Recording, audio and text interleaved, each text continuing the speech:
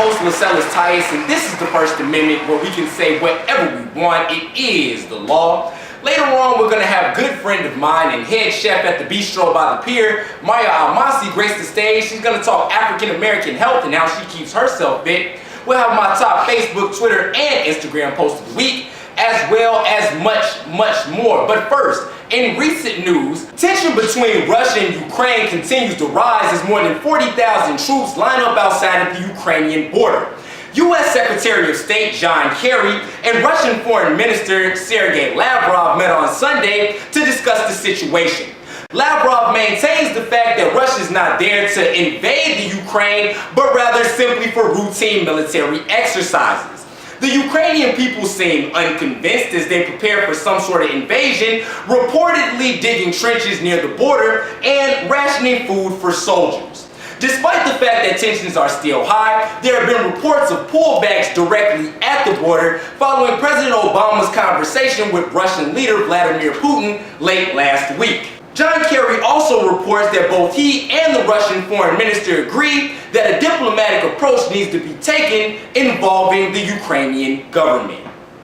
Malaysian airline jet, the Boeing 777, is still missing after nearly a month. The families of the victims continue to ridicule the Malaysian government due to their poor handling of the situation, which included sending out a group of text messages that informed the families that the passengers of the plane were deceased without the Malaysian government having proof of any such information. The search continues as the Australian Prime Minister ensures the people that the search will go on as long as possible.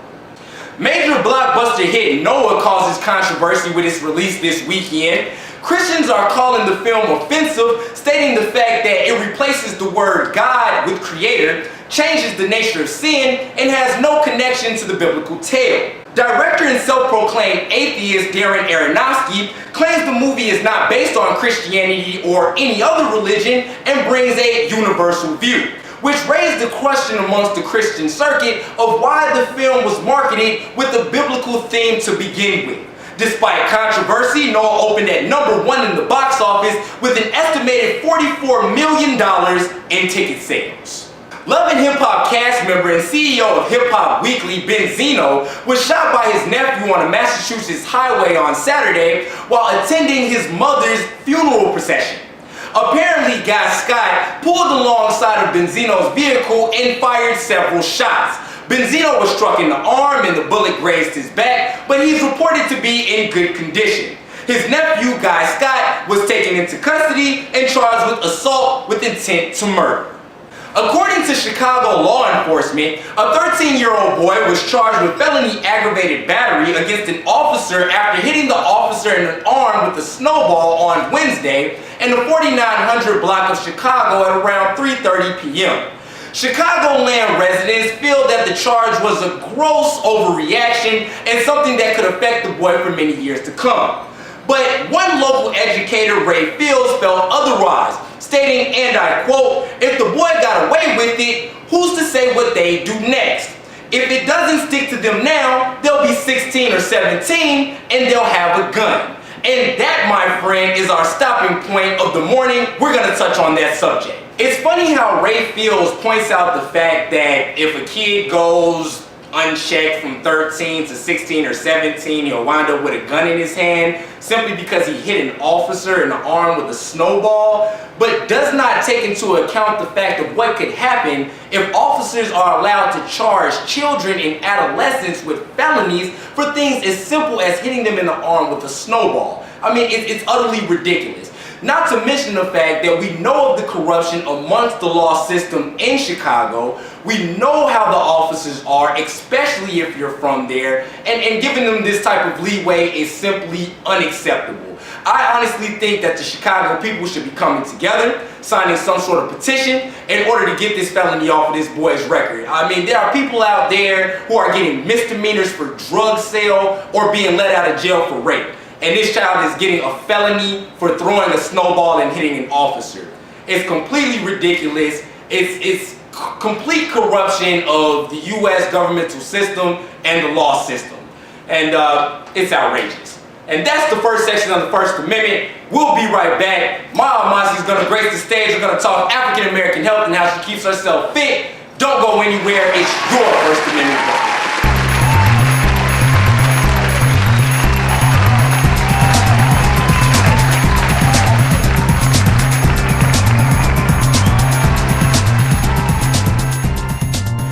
We're back. This is your First Amendment, and we're about to welcome to the stage good friend of mine and head chef at the Bistro by the Pier, Maya Almasi, ladies and gentlemen. It's great to have you on the show.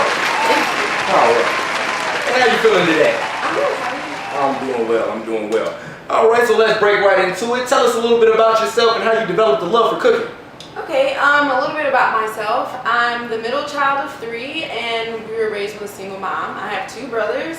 And then that goes into my love of cooking, because while my mom was at work, I was the one cooking for me and my brothers. So basically it was like just practice and trying different things and forcing them to eat it. Like, the better it tasted, the more I started to love it.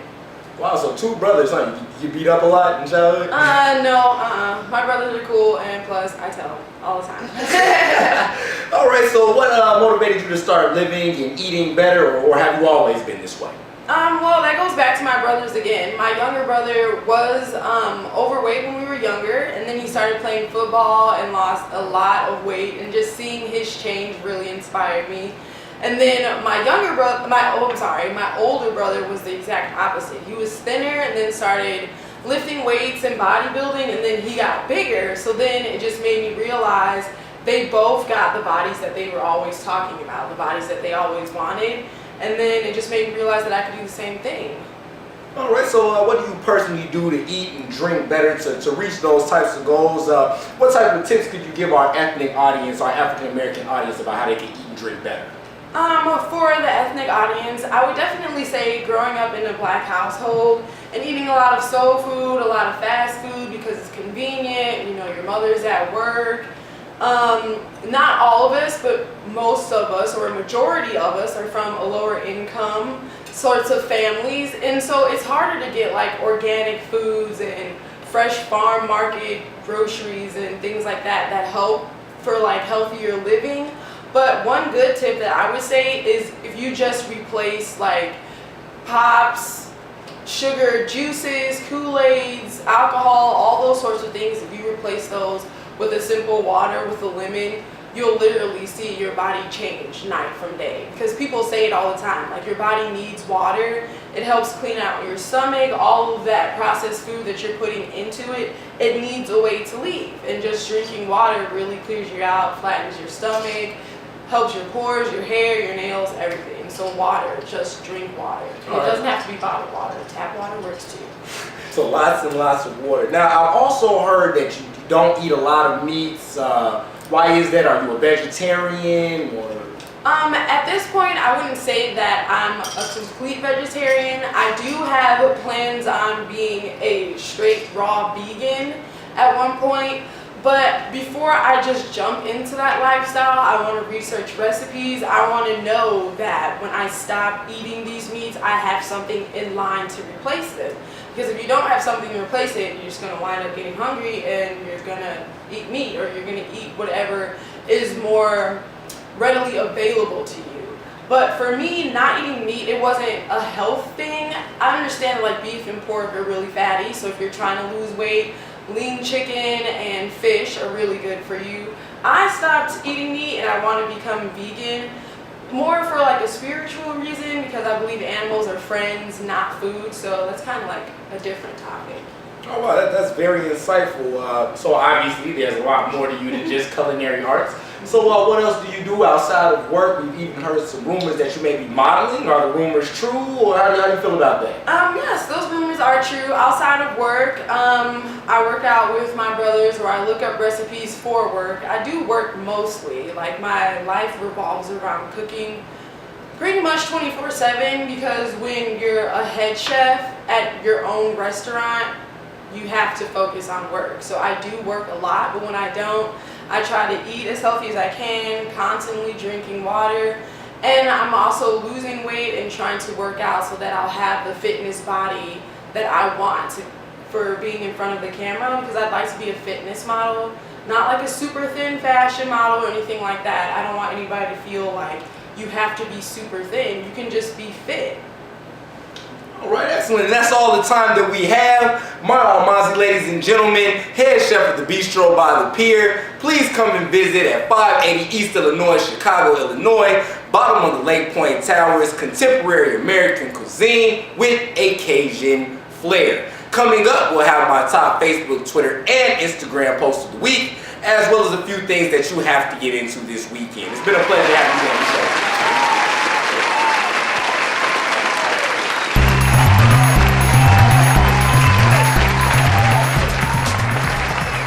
Welcome back to the First Amendment. We're going to jump straight into my top Twitter post of the week, which comes from the trending topic, You Know Your American Win, posted by CB Felton 78. He says, you know your American win, only illegal drugs are tax drugs, natural drugs are dangerous, but booze is almost required.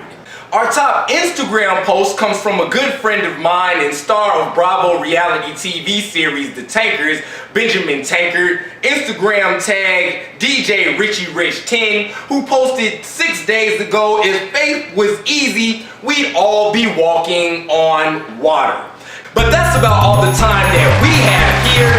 Don't forget the weather is breaking. If you get the opportunity, stop down by Navy Pier and check out the new flower and garden exhibit, which shows gardeners how to improve their garden and make it more beautiful.